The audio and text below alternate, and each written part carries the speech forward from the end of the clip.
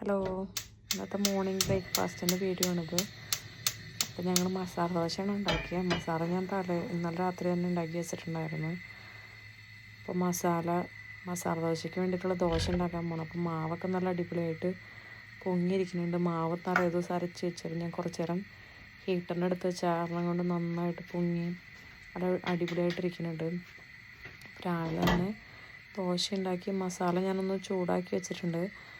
അപ്പോൾ ദോശ ഉണ്ടാക്കി അതിനകത്തോട്ട് മസാല ഇട്ട് കഴിഞ്ഞാൽ പണി കഴിഞ്ഞു. പിന്നെ ഞാനൊരു സാമ്പാറും ഉണ്ടാക്കി തലേ ദിവസം വെച്ചിട്ടുണ്ടായിരുന്നു.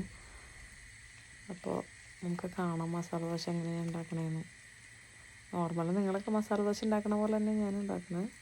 പക്ഷെ ഇവിടെ ഇച്ചിരി തണുപ്പായതുകൊണ്ട് പൊങ്ങി കിട്ടാൻ ഇത്തിരി പാടാണ്. അപ്പോൾ അത് കാരണം കൊണ്ടാണ് നമ്മൾ ഹീറ്ററിൻ്റെ അടുത്ത് കൊണ്ട് വയ്ക്കുന്നത്. അപ്പോൾ ആ ചൂട് കിട്ടുമ്പോൾ പെട്ടെന്ന് പൊങ്ങി കിട്ടുന്നത്. ഇതാണ് ഞാൻ ഇന്നലെ ഉണ്ടാക്കി വെച്ചേക്കണ മസാല.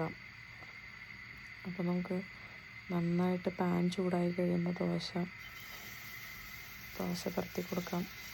ഞാനിതിനകത്ത് നെയ്യ് ഉണ്ടാക്കാനല്ല എൻ്റെ കയ്യിൽ. അപ്പം എൻ്റെ ബട്ടറാണ് ഇട്ട് കൊടുക്കണേ. അപ്പോൾ അത് ജയിക്ക് വെയിറ്റിംഗാണ് ദോശ കഴിക്കാനായിട്ട് രാവിലെ തന്നെ. നന്നായിട്ട് വന്നു ദോശ. പിന്നെ ഈ നോൺ സ്റ്റിക്കിൽ ഉണ്ടാക്കിയതുകൊണ്ടാണെന്ന് തോന്നണേ അതത്ര ക്രിസ്പി ആയിട്ടൊന്നുമില്ല. ഞാൻ സാധാരണ എനിക്ക് ഇതിൻ്റെ ഒരു ചെറിയ കാസ്റ്റ് ചെയ്യേണ്ട ഇരുമ്പിൻ്റെ പാത്രമുണ്ട്. അപ്പോൾ അത് കാരണം കൊണ്ട് ഞാൻ അതിലാണ് സാധാരണ ഉണ്ടാക്കാറ്.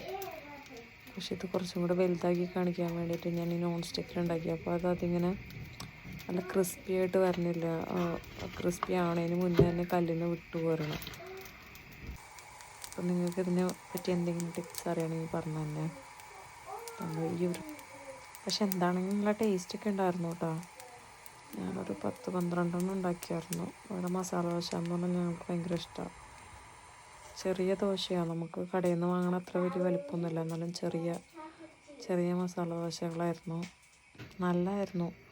ആ ക്രിസ്പി ആവാത്തതിൻ്റെ ഒരു കുറവ് മാത്രമേ അതിനകത്ത് ഉണ്ടായിരുന്നുള്ളൂ. അപ്പം നിങ്ങൾ ട്രൈ ചെയ്ത് നോക്കിക്കോളൂ. നിങ്ങളെങ്ങനെയാണ് മസാല ദോശ ഉണ്ടാക്കണേ? എന്തെങ്കിലും ടിപ്സൊക്കെ ഉണ്ടെങ്കിൽ എനിക്ക് പറഞ്ഞു തന്നെ. Okay, by.